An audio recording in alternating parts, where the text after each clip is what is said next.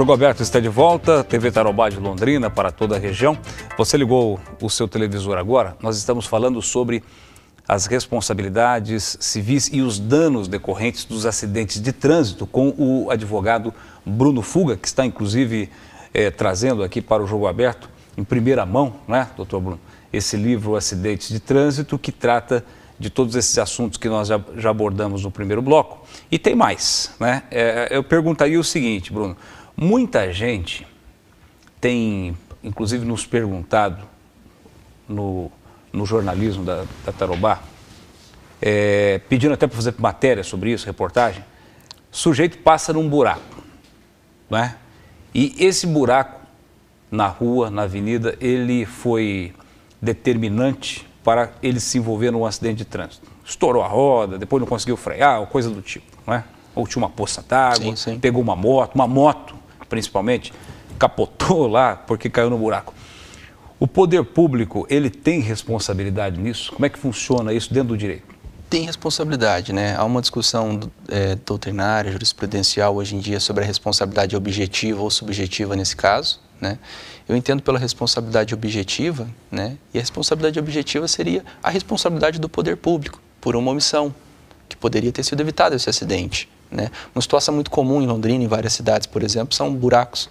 Já tive vários clientes, principalmente também isso é comum e ouve-se falar bastante em buracos decorrentes em rodovias pedagiadas, por exemplo, né? Tem, hein? Tem. Você paga pedágio e ainda passa em buracos. Sim, vias obstruídas, por exemplo, por árvores, isso é muito comum também. Nesses casos há uma responsabilidade, tem alguém que foi culpado, tem alguém responsável por arcar com uma indenização, né? No caso da concessionária, por exemplo, na hipótese da concessionária, ela é responsável. A gente entende que há uma responsabilidade objetiva, há uma relação de consumo estabelecida aí dentro, né? E a pessoa prejudicada tem que procurar os seus direitos, procurar a reparação dos seus diversos danos, dano material. E já tem decisões nessa linha aí ou não? Tem diversos precedentes, né? Há uma discussão interna do direito sobre qual seria a responsabilidade, nesses casos, do poder público, né? A responsabilidade por omissão. Porque quando o poder público age de forma a prejudicar alguém, ele teria uma responsabilidade objetiva, né? E no STF há um processo discutindo isso sobre responsabilidade objetiva ou subjetiva nessas situações, né? De vias obstruídas, por exemplo, buracos em vias, né? É uma discussão bem complexa no direito isso. Sim. Isso chegou lá porque deve ter tido uma ação gigante aí. São várias. Imagina como esse tema é recorrente no direito, né? Esse tema é recorrente no dia a dia nosso, né? São várias situações, são muitos acidentes no dia a dia em diversas cidades, né? E o poder público às vezes se envolve nessas situações, né? Tenho clientes, por exemplo, que são autores de ações onde veículos públicos, por exemplo, colidem com ele.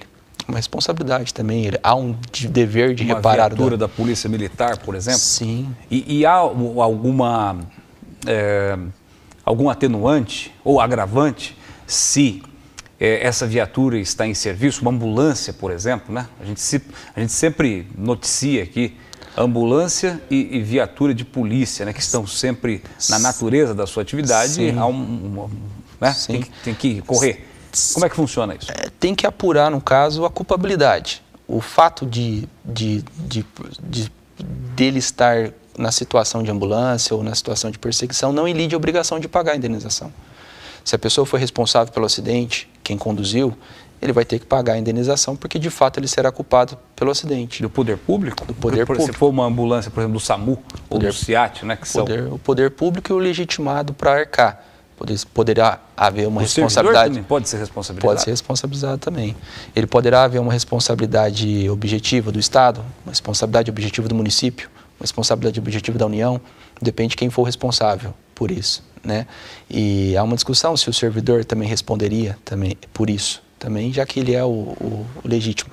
Isso fica na responsabilidade do autor da ação. Normalmente, ajuiza as ações contra o poder público, né? Porque há uma responsabilidade objetiva, mais fácil de você ter uma caracterização e recebimento da indenização em si, né? Sem dúvida. E a faixa etária que mais se envolve em acidente, me parece que está aí de acordo com as estatísticas, né? Está aí na faixa do adulto jovem, isso, né? Que é aquele ali, 19, isso. 20, 25, até os 40 anos. Isso. Correto?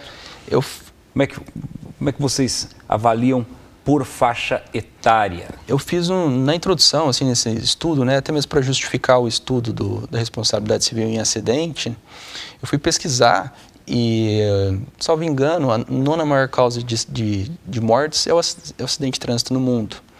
E na faixa etária entre 15 e 29 anos, o acidente é a maior causa de morte do mundo, né? Ele mata mais do que guerra, por exemplo, no mundo. Se eu salvo engano, há pesquisas da Organização Mundial de Saúde que são 3 mil mortes por dia no mundo, em pesquisa em 182 países. Então isso é uma preocupação, igual nós comentamos no início, não somente individual, há uma preocupação realmente coletiva de todos esses danos, esses reflexos na família, no trabalhador, para o Estado, para a Previdência, tudo isso. Perfeito. E a gente está falando do ponto de vista da vítima, né? Isso. Quer dizer, as vítimas de acidentes estão nessa faixa etária aí, isso. Muito jovem, não é? O que aumentaria, em tese, o valor de uma indenização. Porque quanto mais jovem o indivíduo, maior a possibilidade dele, a probabilidade dele ser bem sucedido, ou pelo menos há uma suposição. São ações complexas, pelo fato de, por exemplo, envolver, igual você comentou, uma pessoa jovem que tem uma sequela permanente, se existe um reflexo para a sobrevida dela, que é o que a gente comenta. Hoje em dia se estima-se aproximadamente 73 anos a expectativa hoje, né? Cada futuro vai aumentando essa expectativa, nossa qualidade de vida. Então você tem uma sobrevida afetada dessa vítima. Então você tem um reflexo e essas ações são complexas por esse motivo. Você vai ter que apurar qual que é a sequela, qual que é o valor que a pessoa recebia, quanto que ela deixou de receber, se teve perda da chance, quais são os danos estéticos, os danos morais, se teve um dano reflexo em cima dessa pessoa. Então, são ações bem complexas de valores expressivos. Tem casos em que a família aciona o indivíduo para poder recuperar esse valor, para poder receber a indenização, em que o chefe da família é a vítima do acidente e deixou lá 3 órfãos, 3 filhos e mais a esposa, ela dona de casa, não trabalha fora. Qual é a visão do judiciário quando cai uma ação dessa natureza? E, do outro lado, né, a condição financeira do indivíduo de pagar isso. Imagina um sujeito de 30 anos que morre, tem que pagar até, se ele tivesse 70, 40 anos pagando uma indenização. Como é que funciona isso? A primeira situação, que eu vejo 2 situações aí, que seria, por exemplo, na hipótese da morte. Você teria que calcular, e há um entendimento aí de cálculo de indenização. Quando há um óbito, estima-se que o valor que a pessoa recebia desconta 1/3 e calcula-se 2/3 de indenização como lucro cessante. Por quê? 1/3 a gente presume que a pessoa gastava com ela mesma, pela subsistência dela. Então não seria justo você determinar a indenização 100%, porque ela já não vai ter a despesa própria dela. Então você faria um cálculo de expectativa de sobrevida, você multiplicaria isso, teria os outros danos também pertinentes, outros danos materiais, outros danos extrajudiciais. A outra situação que você teria, por exemplo, é essa pessoa que tem uma sequela, a vítima do acidente que tem uma sequela que não entra em óbito. Isso tem reflexo na família também, são ações expressivas, na medida que você tem uma sequela permanente, afeta o recebimento, o salário da pessoa. E quanto à última pergunta do cálculo da indenização, isso é uma preocupação muito constante, porque na hora do arbitramento da indenização, no momento de arbitrar, tem que se buscar um valor justo, na medida que você possa satisfazer a indenização que a pessoa sofreu, pelos danos materiais ou extrapatrimoniais, e que você também não prejudique a pessoa, essa que tem que pagar a indenização, porque pressupõe que ninguém sai de casa, por exemplo, para causar um acidente. E você precisa, na medida do possível, estabelecer um valor justo, que você não crie outra vítima, que seria o causador do acidente. Então, há uma preocupação de sempre estabelecer um valor justo, e isso nem sempre é muito fácil. Entendo. E aí também o juiz vai avaliar todo o contexto, né? Toda a situação. Se for em caso de seguro, a própria seguradora pode responder, ainda que essa extensão do dano não esteja na apólice? A seguradora sempre vai ficar limitada na apólice de seguros. Ela está protegida? Protegida no limite, né? Então, vamos citar uma hipótese de um valor de 100 mil de seguro de terceiros. Então, nós determinamos um valor contratual por meio de um contrato que ela é responsável, na hipótese de acidente, arcar com 100 mil reais. Imagina essa situação. Então, ela vai ficar em cima de 100 mil reais. E é importante a pessoa analisar também esse segurado, o que está sendo contemplado nessa pólice de seguro.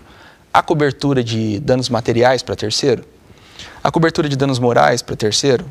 Qual que é o valor desse seguro? Que é o que nós comentamos antes também. Isso é bem importante. Interessante. E a seguradora é responsável por todos os danos de acordo com a pólice. Né? Tá certo.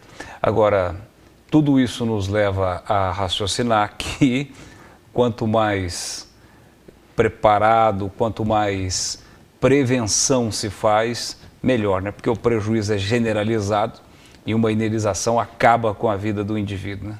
Quer dizer, uma irresponsabilidade dele no volante pode comprometer até a renda dele para o resto da vida. Até a renda, pode comprometer a vítima e o ofensor também, né? Que é o que você comentou. Vai ter uma preocupação futura, ainda mais ficar réu de um processo, por exemplo, de valores tão expressivos assim.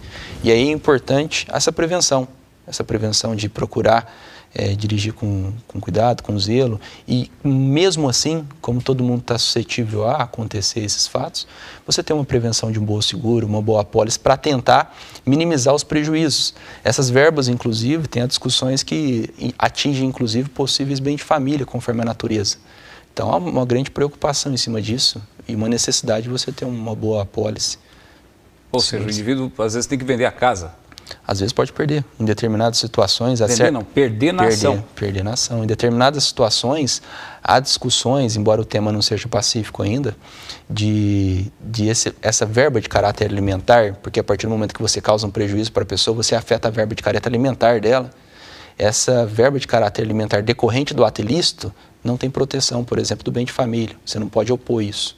Né? Há um entendimento, há decisões no STJ nesse sentido, o que torna o dano, além de expressivo, danoso para o próprio ofensor também. Tá aí uma necessidade de prevenção em cima disso. Perfeito. Doutor Bruno, nosso tempo, infelizmente, está terminando. Eu sei que tem outros pontos, tem outros aspectos ali que a gente poderia abordar, mas isso ficará para uma próxima oportunidade. Agradeço pela presença aqui no programa. Não é? E parabéns aí pelo Obrigado eu pelo convite e pelo tema, que é interessante, espero ter colaborado de alguma forma. Com certeza. Muito obrigado. Doutor Bruno Fuga, participando do Jogo Aberto de hoje, dando detalhes sobre o seu livro, a sua obra, que é os acidentes de trânsito, os danos decorrentes dos acidentes de trânsito. O Jogo Aberto fica por aqui, você assiste agora ao Jornal da Band e a gente volta na semana que vem. Uma boa noite e até lá.